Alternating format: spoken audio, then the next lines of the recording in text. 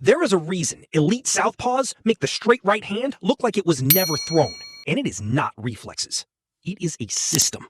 In the next minutes, I am going to give you the complete southpaw slip system for the straight right hand. The head position, the foot position, the slip direction, and the counter that makes it a weapon every single time you use it. Here is what is on the table. Get this wrong, and you are not just missing a punch. You are slipping directly into a knockout left hook.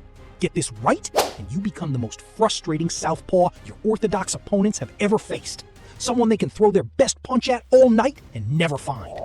Beginner to advanced, this system applies at every level. No filler. Let us build it. I had a southpaw in my gym last month. Fast, strong, good chin. Getting dropped by the straight right hand in every single sparring session. We stopped the round and we looked at one thing, his slip direction. We fixed it. The rest of that session looked completely different. One thing. That is what this video is built around. Why the straight right hand is the southpaw's biggest problem. Here is the geometry that most coaches never explain. In a southpaw versus orthodox matchup, both fighters stand in an open stance. That means both fighters' rear hands point directly at each other's face. There is a natural lane from the orthodox fighter's right hand straight to the southpaw's chin. A lane that does not exist the same way in same stance matchups. This is why you see the straight right hand coming and still get hit by it. The lane is that direct. And this is why orthodox fighters keep throwing it, round after round, fight after fight. Because against a southpaw, that punch has a cleaner path than almost any other punch in boxing.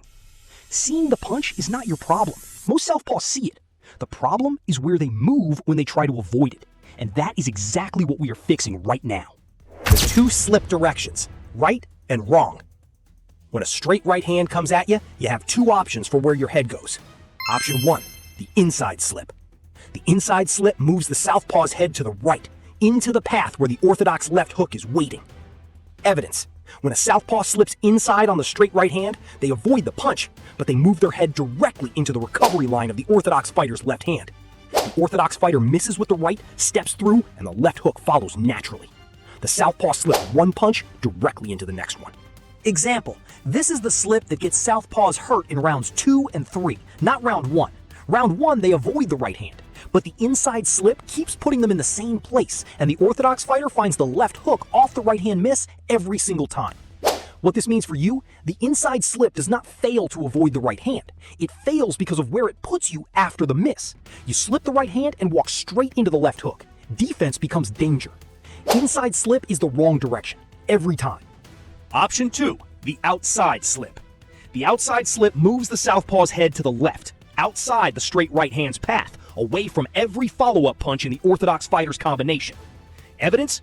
When the head moves to the outside of the straight right hand, the orthodox fighter's punch travels across the southpaw's body, but finds nothing. More importantly, the orthodox fighter's left hook cannot follow. The southpaw is no longer in front of them. They have to turn their entire body to find the target again. Example, watch Pernell Whitaker, Zab Judah, Terence Crawford fighting from the southpaw stance against orthodox opponents. Watch how the right hand misses. The head goes left, outside. The orthodox fighter's follow-up finds air. The left cross counter comes before the orthodox fighter can reset. What this means for you, the outside slip does not just avoid one punch, it removes the entire combination that follows it. This is the position every elite southpaw finds automatically. By the end of this video, and after proper drilling, it will be automatic for you too.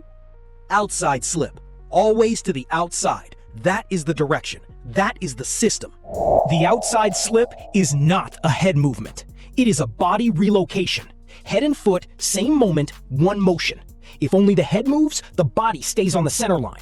The punch still finds you. You are just in a different posture when it lands. 3 mechanics. Memorize all 3. Mechanic 1. The head moves outside the right hand's path, to the left of the punch. Not down, not straight back. Outside, left and slightly forward. Ducking straight down puts the head into the right hand's path, not out of it. Forward and outside is the direction. Mechanic 2. The right lead foot steps from 6 o'clock to 7 o'clock, slightly outside and offline, simultaneously with the head movement. Not after, not before, at the same moment. The foot repositions the whole body off the center line as the head clears the punch. Mechanic 3. The weight transfers to the right lead foot as the slip completes. This does 2 things. It anchors the new position, and it loads the left cross counter without any reset. The weight is already on the front foot and driving forward. 6 o'clock to 7 o'clock. That one small step changes everything. Foot and head together. If only the head moves, the body stays on the line. The punch still finds you. Counter 1, the left cross. The outside slip opens a direct, clean path to the orthodox fighter's chin at the exact moment their right hand sails past outside. Evidence. As the orthodox fighter's right hand misses and their body rotates through the punch, their chin comes forward and their guard opens on the right side. The southpaw's left cross, the rear power hand, travels in the opposite direction on the same center line. It arrives before the orthodox fighter can pull the right hand back. Example, drill this in slow motion first. Slip outside, freeze. Look at where the orthodox fighter's chin is. It is right there. Their own punch rotation delivers their chin to your left cross. The slip does not just avoid the punch, it sets up the counter automatically. What this means for you, the left cross off the outside slip is not a reactive counter, it is a designed counter. Practice the slip and the left cross as one continuous motion from the very first rep. They are not two movements, they are one. Counter 3, the lead right hook to the body. As the orthodox fighter resets after the right hand miss, they bring their right hand back across their body, which momentarily opens their left side and solar plexus. Evidence. The southpaw drives the right lead hook low, to the solar plexus or the left side of the body, as the orthodox fighter resets. The opening is brief. The counter has to be immediate. This is an advanced counter that requires the outside slip to be completely automatic before it is added at speed. What this means for you, 3 counters, 1 slip. When the outside slip is automatic, you have 3 different ways to punish every straight right hand thrown at you for the rest of your career. The punch missed, the counter lands. That is the whole system. Here was the comment I want you to drop right now. Tell me the name of the professional southpaw you think has the best outside slip. I want to see the debate in the comments. Whitaker? Crawford? Someone else entirely? Drop the name below. I'll read every one. And if this breakdown is working for you, subscribe. Every week is another technical guide built specifically for southpaw fighters. The angles, the combinations, the defensive systems, all of it. Now, the drill.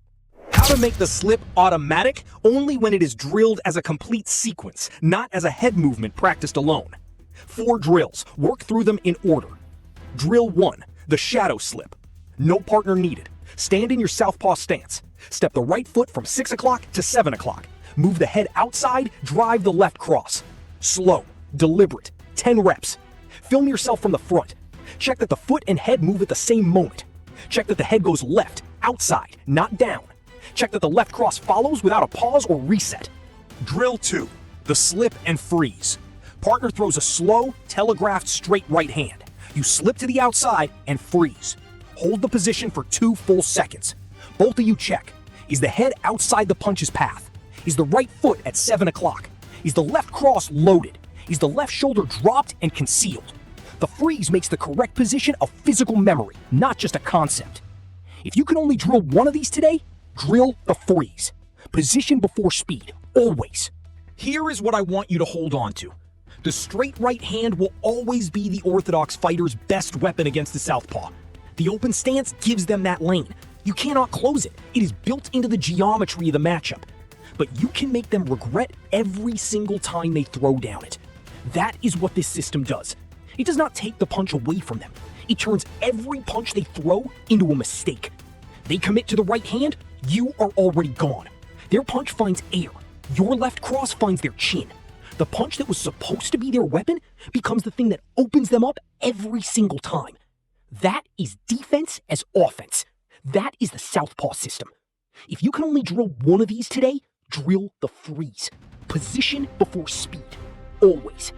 Drop a comment. Name the southpaw you think owns the best outside slip. Let the debate happen. I read every one. And if you want the next piece of the Southpaw Defense System, the next video covers the roll and the pullback counter. Everything connects. That link is right here. Hold the line. Stay technical. Keep putting in the work. We will see you in the next one.